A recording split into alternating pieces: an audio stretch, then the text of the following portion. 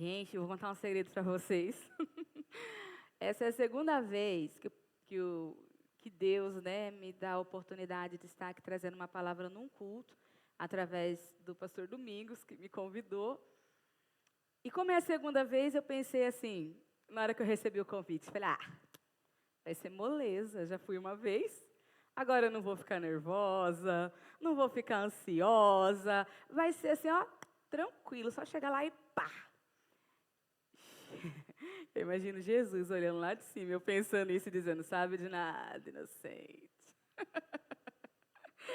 Olha que nervoso, mas graças a Deus que eu não preciso falar nada hoje, porque o Espírito Santo está aqui. E é Ele que vai falar através da minha vida. E eu quero que você abra o seu coração. Tem aqui um textinho de 28 páginas. Eu quero que você abra o seu coração. A gente está grande mesmo. Aqui. Quero que você... quero que você abra o seu coração e se entregue. Preste muita atenção em alguns detalhes do que eu vou falar hoje. Porque eu vou falar de algo que todo mundo vive, desde que você esteja vivo. Quem já morreu, graças a Deus, não passa mais por isso. Mas quem está vivo, passa. Então, eu acho que está todo mundo vivo aqui, então todo mundo passa por isso. Então, preste muita atenção. Vamos ler um texto que está em Lucas 4.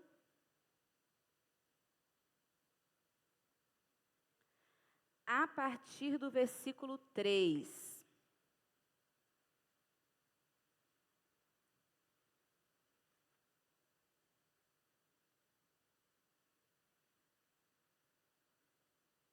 Como a minha versão está um pouco diferente, eu vou ler lá pela tela. O diabo lhe disse, se és o Filho de Deus, ordena a esta pedra que se transforme em pão. Jesus respondeu, está escrito, nem só de pão viverá o homem. Então, o diabo levou a um lugar alto e mostrou-lhe em um relance todos os reinos do mundo. Ele disse, eu te darei toda a autoridade sobre eles e todo o seu esplendor, porque me foram dados, e eu posso dá-los a quem eu quiser. Portanto, se me adorares, tudo será seu. Jesus respondeu, está escrito, adore ao Senhor, o seu Deus, e só a Ele preste culto. Em seguida, o diabo o levou a Jerusalém, colocou-a na parte mais alta do templo e lhe disse, se és o Filho de Deus, joga-te daqui para baixo, pois está escrito, ele dará ordem aos anjos dele a seu respeito, para o guardarem. Com as mãos, eles o segurarão para que você não tropece em alguma pedra. Jesus respondeu, está escrito, não ponha à prova o Senhor, teu Deus. Tendo terminado todas essas tentações, o diabo o deixou até a ocasião oportuna. Amém. Paizinho, vem e fala, Senhor, como queres. Esconda-me, Senhor, atrás da tua cruz e ministra com graça os corações que precisam desta palavra, em nome de Jesus. Amém. Bom, nesse texto, nós vemos Jesus sendo tentado. É um texto que é bem comum, né? A maioria já ouviu esse texto, eu acredito, que é Jesus sendo tentado pelo diabo. E Jesus venceu a tentação usando a Bíblia, falando os versículos, né? E ele venceu a tentação. E aí o diabo foi embora para longe dele. Bom, agora, para a gente entender melhor o que eu quero falar hoje, eu vou voltar com vocês até a criação do homem. Só um pouquinho, alguns milhares de anos, né? Em Gênesis 1, no versículo 27, diz assim: Deus criou o homem à sua imagem. A imagem de Deus o criou. Homem e mulher os criou. Então, Deus criou o homem à sua imagem. A gente ama dizer isso, né? Tem até aquela música, você é um espelho. Já viu? Então, é essa. Deus criou o homem à sua imagem, nós temos semelhança com ele. Isso quer dizer que nós somos parecidos com Deus. Mas como nós somos parecidos com Deus? Deus é tão grande, tão forte, tão maravilhoso, tão acima de qualquer coisa, como é que eu, um verminho caminhando aqui na terra, posso ser parecido com Deus? De que forma? Eu vou te dizer de que forma você é parecido com Deus. Pensa comigo. Quem é Deus? Quem é Deus? Pai. Quem mais? Vai lá, fala aí. Vocês acordaram, senão vocês dormem. Muito bem, vamos falar de novo? Quem é Deus? 3, certo? O Pai é igual ao Filho? Não. O Pai e o Filho são a mesma pessoa? Não, são diferentes. O Filho é o Espírito Santo? Não, são pessoas diferentes. O Espírito Santo é Deus? O Espírito Santo é o Pai? Eu falei errado. O Espírito Santo é o Pai? São pessoas diferentes. Mas o Pai é Deus. O Filho é Deus. E o Espírito Santo é Deus. Certo? Os três são diferentes, mas os três são uma pessoa só. Agora vamos pensar em nós. Nós somos quem? O que nós somos? Corpo. Vamos falar de novo agora mais forte. Vai lá. Nós somos? O corpo e a alma é a mesma coisa? Não. São diferentes. O espírito e a alma é a mesma coisa? Também não. O corpo e o espírito é a mesma coisa? Também não. Mas essas três coisas não é você? Assim como Deus é Pai, Filho e Espírito Santo, nós temos a semelhança com Deus, porque nós também somos constituídos de três partes fundamentais que formam a pessoa que você é. Seu corpo, sua alma e seu espírito. Bom, por que eu estou dizendo isso? Voltando ao nosso texto base, naquele dia em que Jesus foi tentado pelo diabo, Jesus foi tentado nas três esferas: corpo, alma e espírito. Quer ver comigo? Vamos lá. Primeiro, o diabo chegou e falou para ele fazer o quê? Transformar pedra em pão. Por quê? Jesus estava com fome.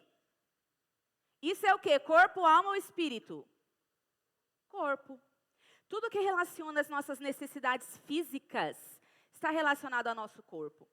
E o diabo, ele vai tentar você no seu corpo também, né? A exemplo disso, nós temos... Porque eu lembrei de uma coisa agora. Eu lembrei que quando eu estudava, fazia faculdade, uma colega minha falou uma vez assim: ai, Fernanda, ela não era cristã não, tá, gente? Ela falou assim: ai, Fernanda, por que tudo que é bom ou é pecado ou engorda? Por que será? Porque o nosso corpo, às vezes, deseja o que é gostoso, o que é prazeroso. E é aí que o diabo vai tentar você. Na comida e na bebida também? Sim, na comida e na bebida também. Ora, se a comida começa a ocupar um espaço na sua vida que deveria ser ocupado pela palavra de Deus, você está pecando. Ah, então comer é pecado. Não, não que comer seja pecado. Não ter o domínio sobre a comida é um pecado. não conseguir dominar. Tem outras coisas, bebida, né? A gente pode falar de bebida alcoólica, que também a pessoa não tem domínio sobre aquilo, domina a vida dela, né? Uma bebida alcoólica. Eu vou falar de um negócio agora, não joguem pedras em mim, porque eu estou igual a vocês, precisando receber essa palavra, tá? Refrigerante. Ah, mas refrigerante não é vício. É sim. É sim. Você começa a tomar um, você quer outro, você quer todo dia. Quando você assusta, você está tomando todo dia. Né? Aí você para assim, agora eu vou parar de tomar. Aí você para. Passa 1 ano, 2 anos sem tomar. No dia que você põe o primeiro gole na boca, você já não consegue parar mais. Quando a comida ou a bebida é um problema para você, te afasta do Senhor, isso passa a ser pecado, né? E o diabo tentou Jesus. Como que a gente vai fazer então para resolver isso? Galera, preste atenção no versículo que Jesus mandou. Nem só de pão viverá o homem, mas de toda. Então, para vencer as tentações que vêm sobre a sua carne, sobre o seu corpo, para você vencer as tentações que vêm sobre o seu corpo, você precisa lembrar que por mais que a comida te dê, seja um alimento para você, o que mata a tua fome é Jesus. Você tem que lembrar que a comida, ela serve para você fisicamente, momentaneamente, ter o sustento diário. Mas quem mata a tua fome, a tua sede, é Jesus. Então você não pode perder isso de vista. Se alguém disser para você, se você parar, se você continuar adorando a Deus, nós vamos cortar seu cartão de crédito, você não vai ter como comprar comida. Você vai dizer assim, eu morro com fome, mas eu continuo adorando. Porque eu entendo que a comida, ela pode até me saciar, mas quem mata a minha fome é Jesus. É preciso ter isso em mente. Mas Jesus não foi tentado só no corpo. Ele também foi tentado na alma. Então o diabo o levou a um monte alto e mostrou para ele todos os reinos e disse, olha, eu vou te dar todo o poder. Você vai ser o super poderoso, vai ser o bam, bam, bam. Todos os reinos, toda a riqueza vai ser para você, se você simplesmente me adorar. Tão fácil, você abaixa aí uma vez, dá uma adoradinha e eu te deixo milionário. Que tal? Isso é uma tentação, um exemplo de tentação para a alma. Quem é a sua alma? A sua alma é a parte de você que está relacionada aos seus sentimentos, ao seu raciocínio, ao seu ego. A parte que está relacionada a tudo que a gente fala assim, veio do coração. Na verdade, o que vem do coração vem da alma, né? Então, a alma, ela deseja o quê, gente? A alma do ser humano deseja ser visto, ser reconhecido, ouvir um muito obrigada. Quem aqui já passou pela situação de você fazer um serviço super massa, ficou lindo, maravilhoso, e aí na hora de o seu patrão não te dá nenhum parabéns, nenhum elogio, aí você fala assim, poxa, me esforcei tanto, ele nem notou meu trabalho. Não me elogiou. Agora, tudo que fulano faz, ele põe num cartaz. Agora, porque fui eu, não falou nada. Talvez alguns de vocês já tenham passado por uma situação assim. Ou nós mulheres, né, mães, às vezes a gente faz isso também. Não sei se você já falou isso para o seu filho ou se a sua mãe já falou para você, mas às vezes a mãe faz assim, ó. Ninguém me dá valor nessa casa. Eu só estou aqui para lavar, passar, cozinhar. Ninguém vê as minhas necessidades. É só mãe para lá, mãe para cá. Não sei se vocês já ouviram isso em algum lugar. Ou se já falaram. Mas tudo isso é a nossa alma. A nossa alma quer atenção.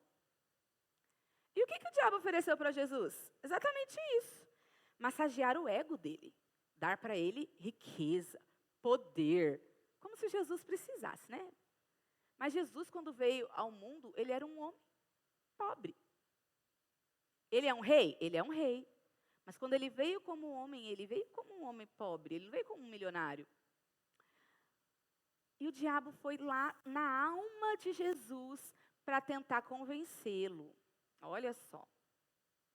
Mas não deu em nada, porque Jesus mandou o segredo para vencer a tentação na alma. Ele disse assim, ó. Está escrito, adorarás o Senhor teu Deus e só a Ele servirás. Então, quando você perceber que a sua alma está ficando muito envaidecida, quando ninguém te fizer um elogio, você vai dizer assim, ó, adorarás somente a Deus. Eu não preciso ser adorado por ninguém nessa terra. Eu preciso apenas adorar a Deus. Eu não preciso ser visto, eu não preciso ser lembrado. Eu preciso que Ele seja visto através de mim. Eu preciso que Ele seja lembrado através de mim. Eu não preciso. Porque somente a Deus adorarás. Né?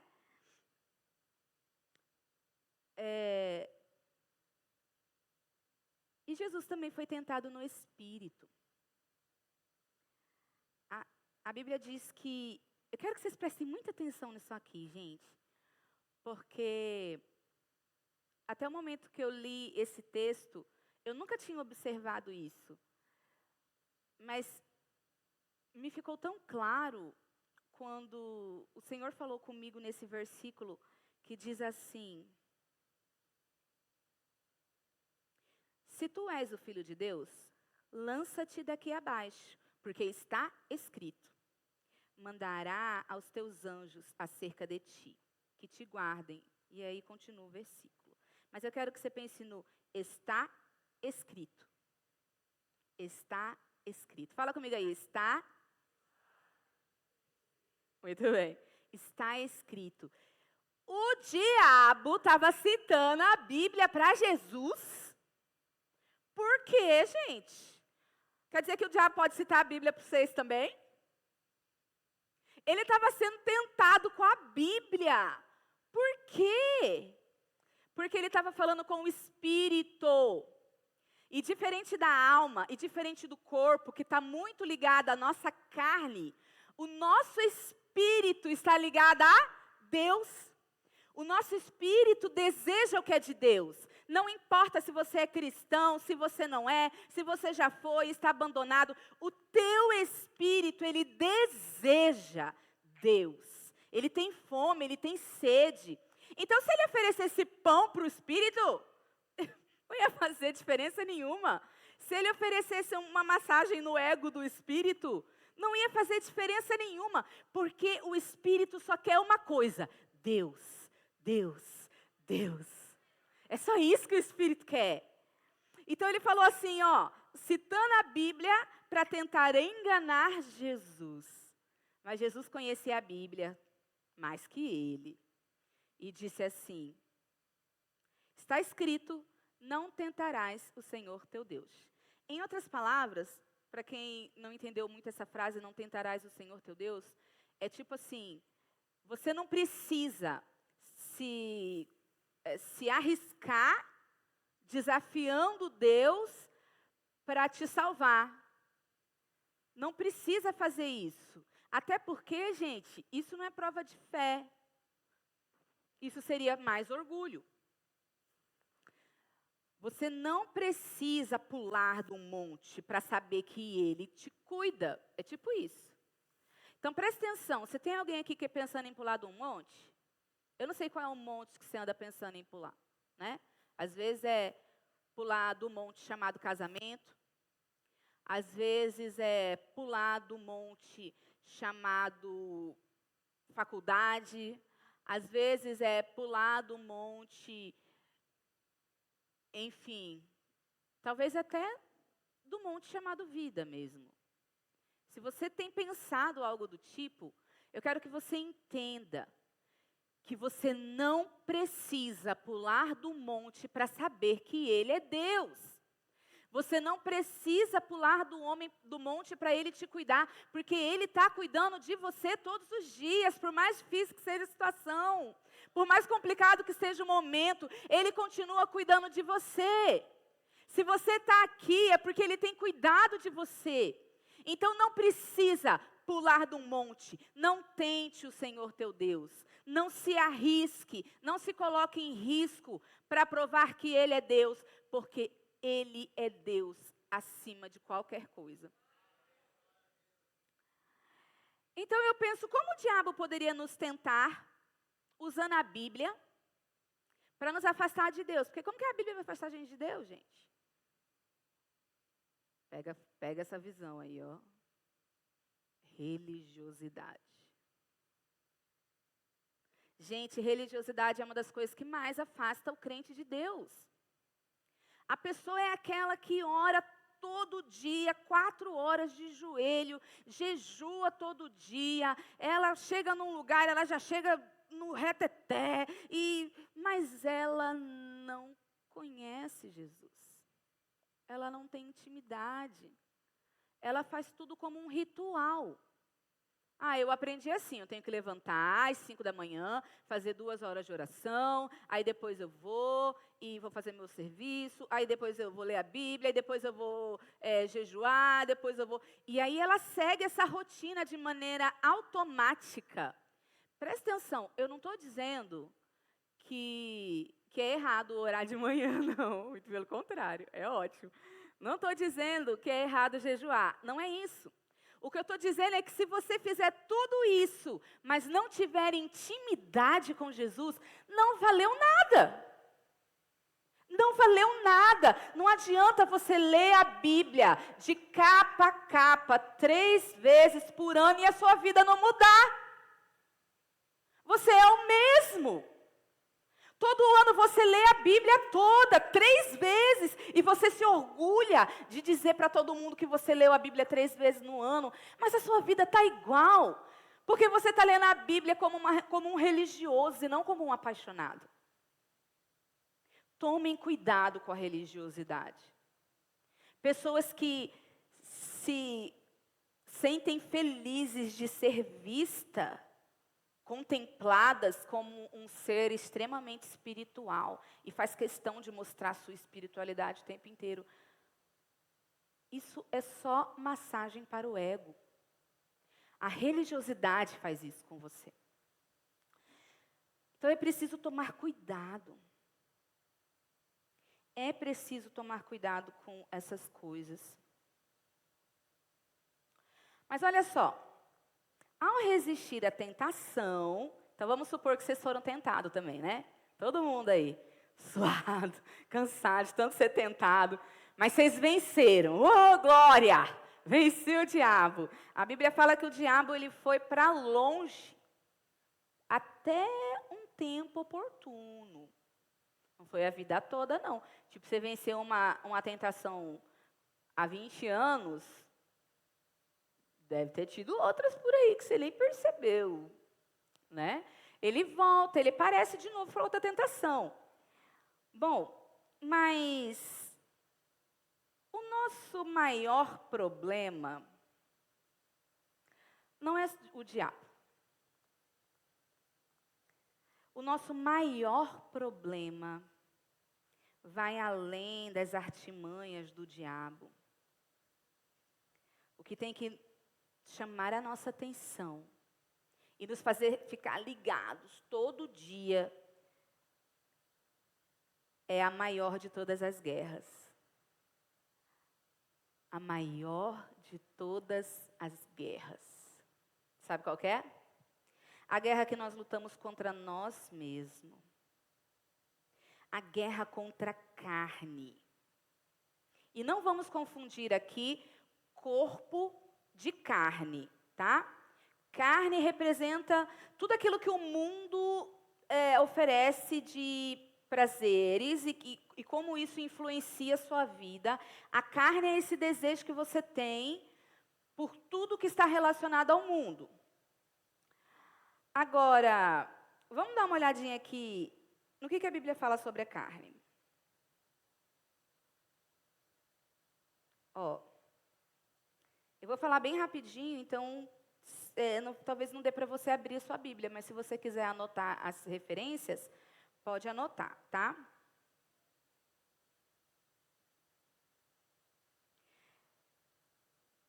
Gálatas 5:24. Os que pertencem a Cristo Jesus crucificaram a carne com as suas paixões e os seus desejos. Gálatas 5:19.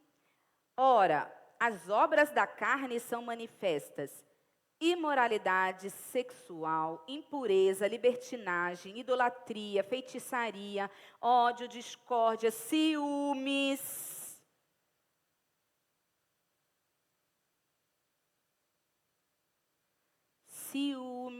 Ciúmes. Olha, Deus tem algo para ministrar na vida de alguém com relação a ciúmes. Não sei se um homem ou uma mulher, mas alguém aqui tem sofrido com ciúmes. E eu vou contar uma coisa para vocês aqui que eu nunca contei na igreja. Nem para ninguém. Acho que nem para o Elvis. Tá gravando, depois ele vai ver, vai descobrir. Ciúmes. Uma vez, alguns anos, o Elvis me procurou para contar uma situação que ele tinha vivido no trabalho. E aí, eu encasquetei na minha cabeça que ele, porque estava, tipo assim, eu achava que ele tinha feito tudo errado, sabe? E eu queria saber o que ele tinha feito. E ele falava, não, foi só isso. Eu falava assim, não, aposto tem mais. Ele fez alguma coisa. Comecei. Tem alguma coisa nessa história. E aí eu comecei a viver uma vida miserável. Porque eu acordava de madrugada quando ele estava dormindo para pegar o celular dele para olhar. Eu olhava o computador, eu estava no meu serviço, no meu computador, eu abri o e-mail dele para olhar o e-mail, para olhar o Instagram. Eu não conseguia trabalhar direito, porque toda hora eu queria saber onde que ele estava, o que ele estava fazendo, com quem que ele estava conversando. E na minha cabeça eu imaginava muita coisa. Né? Eu imaginava a situação completa, eu via, eu acreditava no que a minha cabeça estava falando para mim, no que a minha alma estava gritando para mim. E foram alguns meses em que eu fiquei vivendo essa vida, que não é vida. Não é vida. E aí um dia eu orei e falei para o Senhor, eu falei, não, Senhor, ciúmes não vem de ti. Não pode. Não posso ter.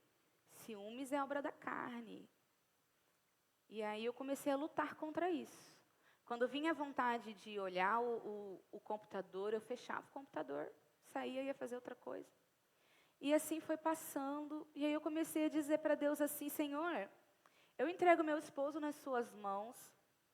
Eu não posso cuidar dele como o Senhor pode, porque mesmo que eu tente, eu nunca terei olhos em todos os lugares.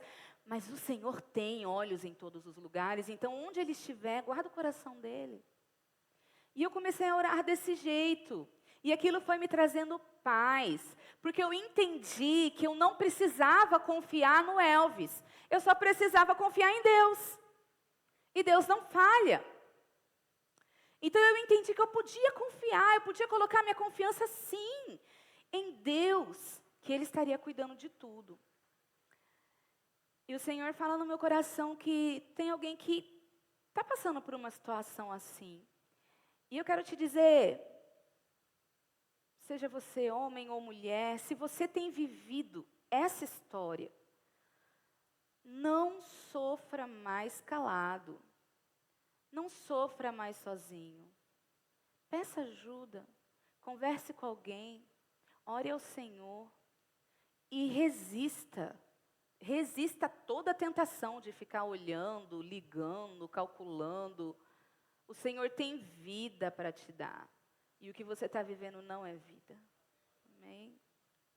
Também a ira, egoísmo, dissensões, facções, inveja, embriaguez, orgias e coisas semelhantes, tudo isso é obra da carne.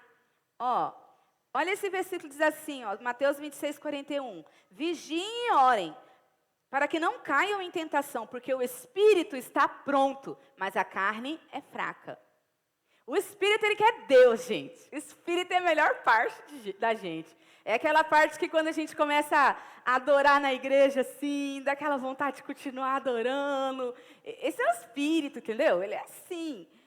A carne, ela é fraca. Ela tem desejos que nos afastam de Deus, né? Bom, ok.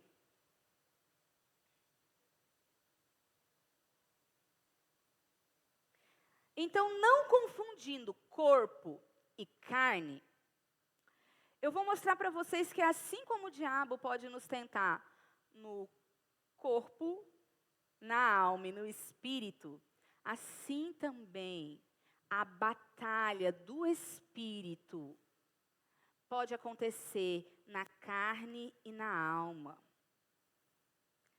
Nós estamos em guerra contra a carne. Nós estamos em guerra.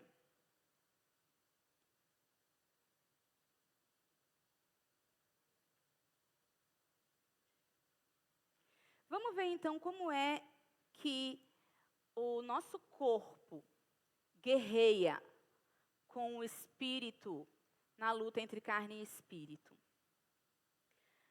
A carne, ela vai desejar, como eu falei para vocês, tudo que é gostoso, tudo que é saboroso, tudo que é, né, que causa uma sensação boa.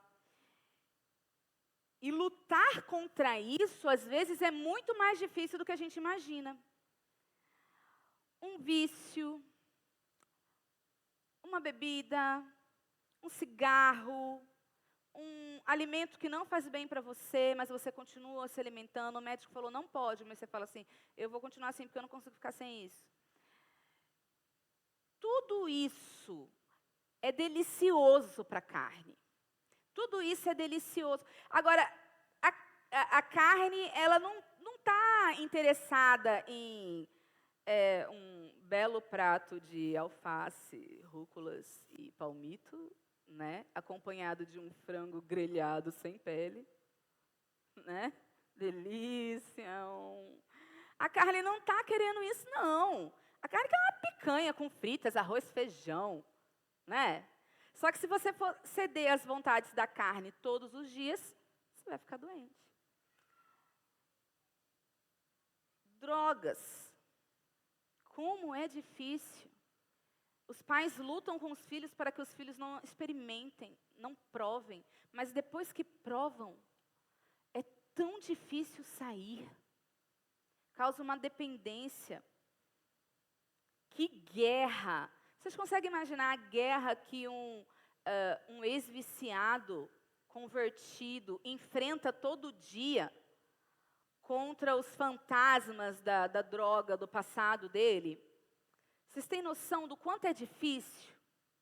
Hábitos que vocês tinham quando não conheciam a Jesus, e agora você conhece a Jesus, deixou esses hábitos e precisa lutar contra eles.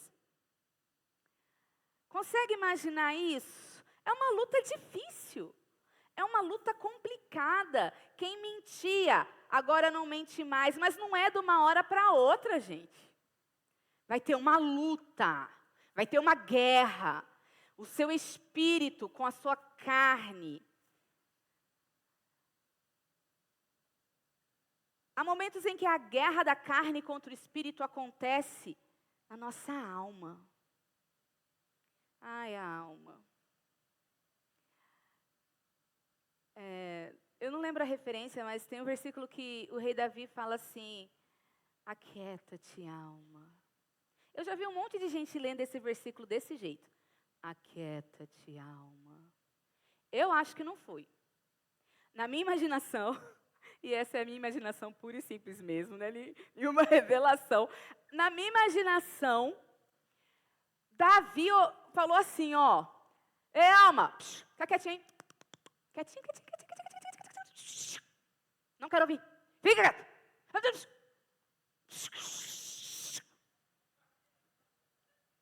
Eu imagino que foi assim. Porque a alma, gente, A alma, ela não é fácil. A alma, ela não fala baixinho com você, não. E ela nem é obediente, ela é teimosa. A alma, quando grita, ela grita tão alto que às vezes nós não conseguimos ouvir a voz de Deus ouvindo o barulho dela. Por isso o rei Davi pediu para a alma ficar quieto. Pediu não, mandou. Cala a boca, ei alma. Deixa eu falar aqui com Deus. Poxa, está me atrapalhando. A alma, ela faz isso. A alma grita dentro da gente. Às vezes, quando a gente passa por um momento de muita dor, de muito sofrimento, a nossa cabeça começa a pensar mil coisas ao mesmo tempo, num pensamento ansioso, acelerado. E todas as coisas que nós pensamos são coisas ruins. Você já viu isso? Ninguém pensa coisa boa. Vamos supor, sei lá, uma mãe perdeu um filho. Ela não pensa assim, oh, glória a Deus. Obrigada, Jesus. Levou meu filhote, está aí com você, né? Oh, ele está melhor que eu. Aleluia. Deveria pensar. Esse deveria ser o nosso pensamento, porque o Espírito está assim. O Espírito está celebrando. Uhul! Ele já está lá com Jesus. Mas a nossa alma está gritando no nosso ouvido. Ah, se eu tivesse lá, isso não teria acontecido. Para que eu fui deixar ele sair de casa? A culpa é toda minha. Não é isso? Ah, se eu pudesse trocar de lugar, me leva junto. Esses são os pensamentos que geralmente vêm na cabeça de uma pessoa em luto. E é natural. Porque a sua alma, ela é a parte que lida com os seus sentimentos. E a alma grita tanto que a gente não consegue ouvir o que o Espírito está fazendo. Se o Espírito está celebrando, a alma está lá gritando, né? Então, essa guerra pode acontecer no nosso ego, no nosso orgulho, numa mágoa ou falta de perdão, na ira, em feridas abertas no seu coração, ansiedade, infidelidade, medo, traumas. Todos esses são exemplos de situações em que é preciso que haja uma guerra do espírito contra a carne para proteger a alma. O teu espírito tem que lutar contra a carne para que a sua alma fique segura. Porque é aqui, nessas situações, nesses momentos, você pode cair. Você pode se perder, né? A ansiedade, por exemplo. A ansiedade que é só a princípio, um coraçãozinho acelerado na hora de fazer uma prova na escola, hoje em dia é uma das maiores causas de afastamento por invalidez. A ansiedade, né? A falta de perdão. A falta de perdão te escraviza a tua vida toda. Gente, a gente não perdoa porque quem nos ofendeu merece perdão. Porque na maioria das vezes não merece mesmo. A gente perdoa porque a gente precisa viver. A gente precisa seguir em frente. Enquanto a gente não perdoa, a gente fica preso a esse sentimento, né? Adultos que não conseguem ser felizes no casamento porque sofreram um abuso na infância. Esse abusador merece o seu perdão? Não. Ele não merece. Assim como você também não merece o perdão de Cristo. Ele não merece. Mas você precisa ser feliz no seu casamento. E você só vai conseguir virar essa página no dia que você conseguir perdoar. No dia que você conseguir liberar o seu coração. Vai pensando aí na tua cabeça. Tem alguém que você precisa perdoar? Tem alguém aí que te magoou, que te ofendeu?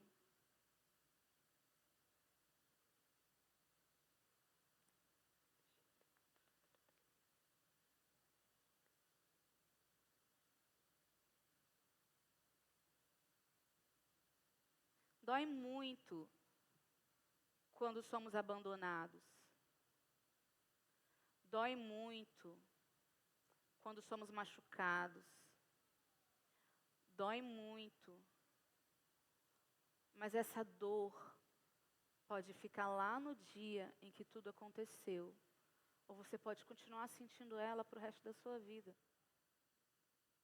Você precisa liberar perdão.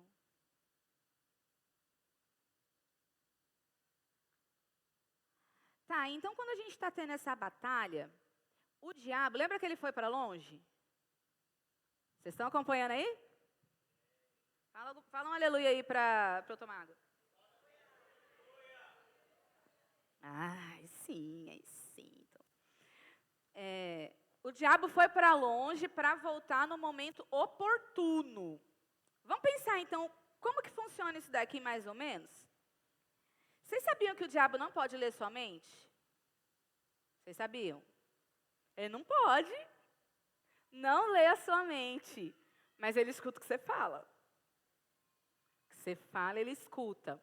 Então ele vai para longe e fica só te observando, e ele é um excelente observador. Ele fica te observando, observando, observando, e enquanto isso você está lutando que batalha? Da carne com o espírito. Da carne com o espírito. E aí, de repente, você meio que baixa a guarda e a carne passa na frente do espírito e ela começa a aparecer mais nessa batalha. Ela vai lá, direita, esquerda, cruzado. Nesse momento o diabo está assim, ó, opa, é a carne aí agora, vou ficar de olho. Agora vai vir negócio bom pra mim. E aí você fala assim, vamos supor, não aguento mais essa vida. Eu quero morrer, eu quero morrer, eu quero morrer. E aí ele ouviu. Era tudo que ele precisava. Um momento oportuno. Ele ouviu e agora ele vai ficar coladinho no seu. Onde você for, ele vai junto. Vou ficar do lado dela, porque na hora que tiver oportunidade. E aí, tá lá, do ladinho, coladinho. Você tá comendo, ele tá ali.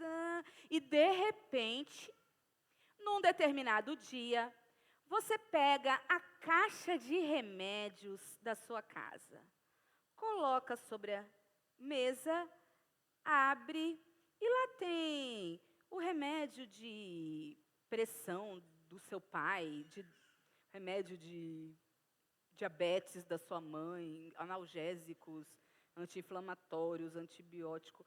Aí você olha e o diabo sugere, ele faz uma sugestão. Ele não faz você fazer nada, ele não te obriga, não pega em você e te obriga a fazer, mas ele faz uma sugestão. Ele sugere, por que você não toma todos esses remédios?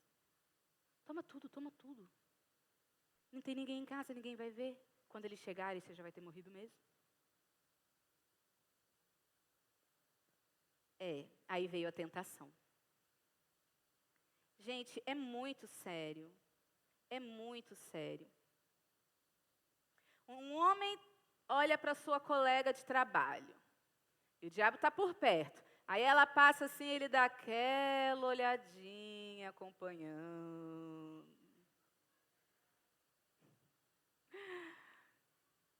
O diabo, opa! Olha a carne aí. A carne quando aparece já me dá uma ideia boa na cabeça. Vou fazer um negócio muito louco aqui. E aí, esse homem vai lá, continua seu dia de trabalho.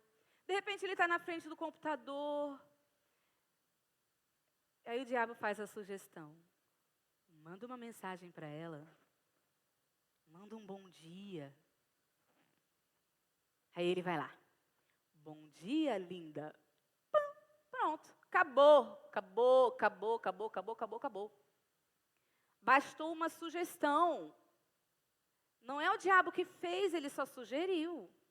Mas ele sugere a partir das brechas que nós damos com a nossa carne. A partir das brechas que nós damos com a nossa atitude, com o que falamos e fazemos, né? Tá bom, então, como é que a gente vence essa batalha? Porque eu já estou perdendo tempo, está acabando já. Como é que a gente vence essa guerra? Primeiro, antes de qualquer coisa, você precisa aceitar Jesus como seu Salvador. Porque quando você aceita Jesus como seu Salvador, o Espírito Santo, ele passa a morar dentro de você. Quando você aceita Jesus, você é nascido do Espírito. E a Bíblia diz que aquele que é nascido da carne, é carne. Mas o que é nascido do Espírito, é Espírito. Então você precisa de Jesus na sua vida, na sua casa, no seu trabalho. Você precisa de Jesus. A primeira coisa que você tem que fazer é reconhecer que Ele é Senhor. Segundo, é matar a carne. Matar é doloroso, matar não é fácil, matar silencia. Mas você precisa matar a carne. Ela tem que ficar quieta. Ela não pode agir. Quando você estiver andando na rua, as pessoas têm que ver o seu espírito, não só carne. Entende?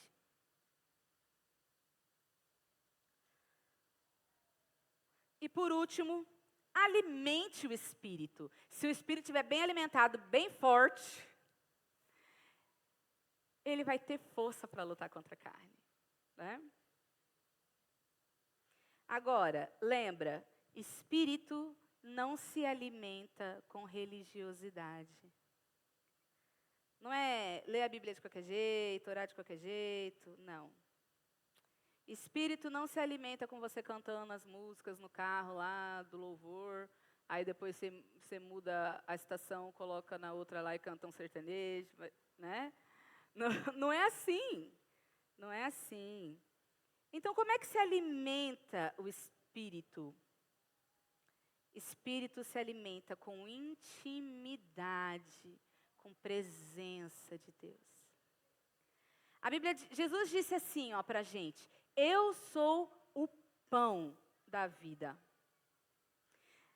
Eu sou o pão da vida. Isso quer dizer, gente, que se você só pegar a Bíblia e ler, você não está alimentando o Espírito. Você tem que pegar a Bíblia, ler a Bíblia, e enquanto lê, ir comendo de Jesus. E comendo cada vez mais de Jesus. Você vai lendo, mas também vai sendo edificado pela presença de Jesus. Não adianta só você cantar. Você precisa adorar. É diferente. É diferente, gente. Quando você está na igreja e está todo mundo cantando e você está lá. Aleluia. Jesus, Jesus, Jesus. Você não está alimentando o teu espírito, você está só cantando. E não importa o quão bonita a sua voz seja, ou o quão feia você acha que ela é. Quando você canta, você precisa adorar. Adorar significa entrega. Adorar significa coração rendido. E olha que arma fantástica. A gente está falando de corpo, alma, espírito. Presta atenção. Quando você lê a Bíblia, você está lendo com a sua alma, seu entendimento, seu intelecto. Quando você ora, é o teu espírito que ora. Mas quando você canta, ou dança, adora, seu corpo, sua alma, seu espírito se unem numa coisa só. Eu quero te convidar a fazer isso agora. Levante-se do seu lugar.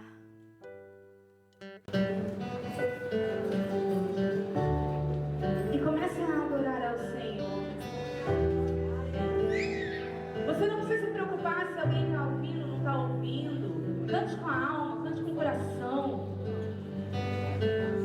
Agora se preocupe apenas. É o teu Pai que está recebendo essa adoração agora.